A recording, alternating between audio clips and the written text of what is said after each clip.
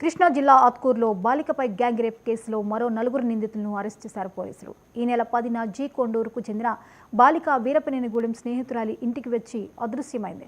తల్లిదండ్రుల ఫిర్యాదుతో ఆత్కూరు పోలీసులు కేసు నమోదు చేశారు. వెంటనే 8 బృందాలను ఏర్పాటు చేసి దర్యాప్తు చేపట్టి బాలిక ఆచూకీ కోసం అన్ని ప్రాంతాల్లో గాలించారు. 17న కేసరపల్లి వద్ద బాలికను వదిలి వెళ్లారు దుర్మార్గులు. ఓ ఆటో డ్రైవర్ మాచవరం పోలీస్ స్టేషన్లో అప్పగించాడు.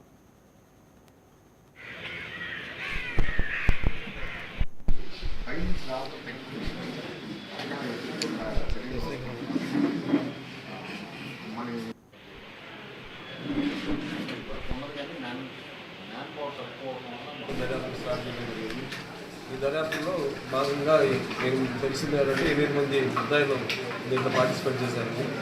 దాంట్లో 2 మైనర్లు, మిగతా వాళ్ళు పెద్దవాళ్ళు. దాంట్లో ఒక A5 అనిల్ అనే అతను ఇల్లు ఇచ్చాడు. అతను దీంట్లో అమ్మాయి పైన అత్యాచార విషయంలో పార్టిసిపేట్ అవ్వలేదు, కానీ మిగతా అందరూ పార్టిసిపేట్ అయినారు. కానీ ఆయన ఇల్లు ఇచ్చారు వాళ్ళకి. వీరపనేనిగూడెం దగ్గర 2 మైనర్లు, 2 మేజర్లు. 2 మైనర్లు ఫస్ట్ చేశారు అమ్మాయిని, తర్వాత 2 మేజర్లు చేశారు. తర్వాత ఇక్కడ కేసరపల్లికి తీసుకొచ్చిన అనిల్ అనే అతని ఇంట్లో రూమ్ని వాళ్ళకి హాస్టల్ ఇవ్వడము. అక్కడ మిగతా 5 మంది, ముగ్గురు ప్లస్ అక్కడ 2 ఎవరైతే చేశారు ప్రజలు, మొత్తం 5 మంది ఆ అమ్మాయితో చారిత్రకంగా కలిసినారనేది చెప్పడం జరిగింది. దర్యాప్తులో టెక్నికల్గా అదేవిధంగా సీసీ ఫుటేజెస్ మిగతా అన్నీ వెరిఫై చేసుకున్నాక వాళ్ళు ముద్దాయిలు ట్రేస్ చేయడము, దాన్ని ట్రేస్ చేసి వాళ్ళని అరెస్ట్ చేయడంలో డిఎస్పీ గారు, హనుమంత్ ఎస్ఐ గారు, ఆత్కూరు ఎస్ఐ గారు, వాళ్ళ టీం బాగా పనిచేయడం, నాకు కోఆపరేట్ చేయడం వల్ల నాకు దర్యాప్తు సమయంలో అది ఈరోజు అందరినీ అరెస్ట్ జరిగిపోవడం జరిగింది.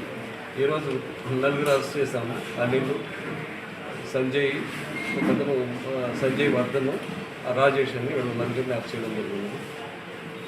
ఈ కేసుకు సంబంధించింది. ఆ అమ్మాయి కూడా డిశ్చార్జ్ అయింది, హోమ్లో ఉంది. ఇప్పుడు అమ్మాయి బాగానే ఉంది.